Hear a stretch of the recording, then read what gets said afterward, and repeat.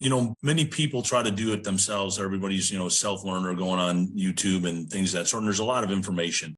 But it seems that the people that I talk to, especially as they started to build some wealth and they started to really have their lifestyle go to the spots where they wanted to, they had some type of coach. They either have a life coach, a financial professional, or a financial coach in their life.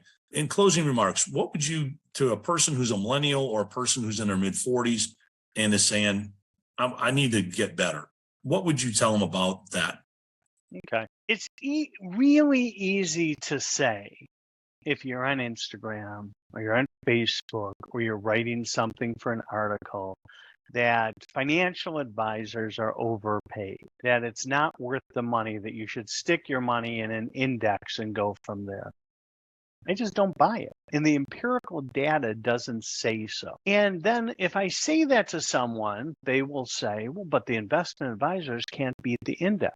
There's 2 parts or 3 parts of that beating the index isn't the only thing. Financial advisors are there to make sure you don't self-destruct. They make sure you don't sell at the low and buy at the high, which is in human nature. Will do that. They make sure you stay on plan. And there's a new study that's out there that talks about the value of financial advice being equal to almost 200 basis points annually. I believe that to be true. You know what they say about a lawyer who represents himself? They have a fool as a client and a fool as a lawyer.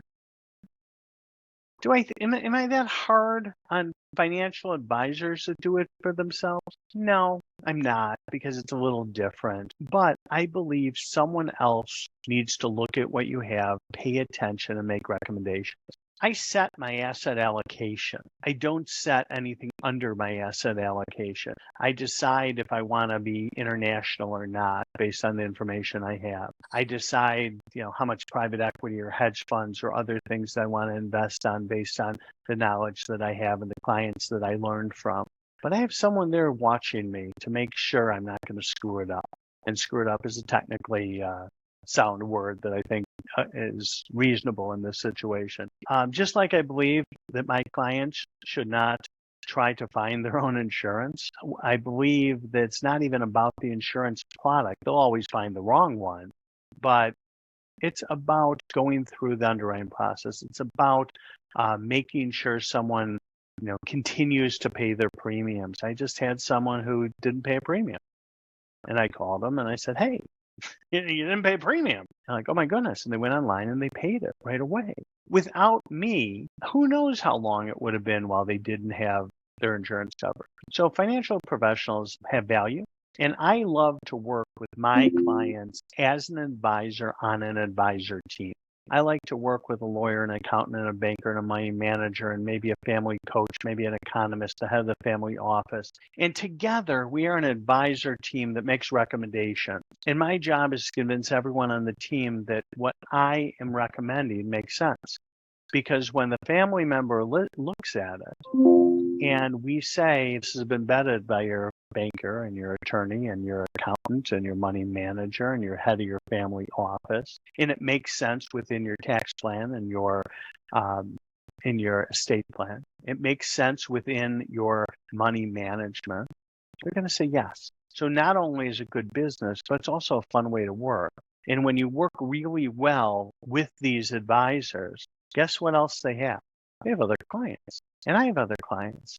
And I want my clients to have a great team of people around them, and they want their clients to have a great team around them. And I want to work with people who I understand how they work and who communicate well and don't play hide the ball. So our businesses grow together, and that's really cool too. So I'm a strong believer, long story short, in getting true professional advice.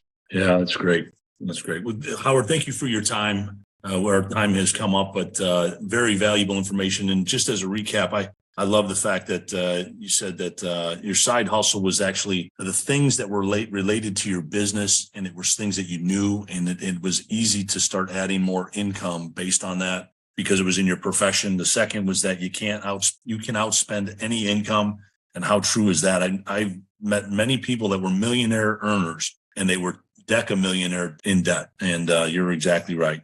And then the last part is that having a financial professional or person to help you walk through this process makes it a lot easier, but more importantly, keeps you on track from self-destructing.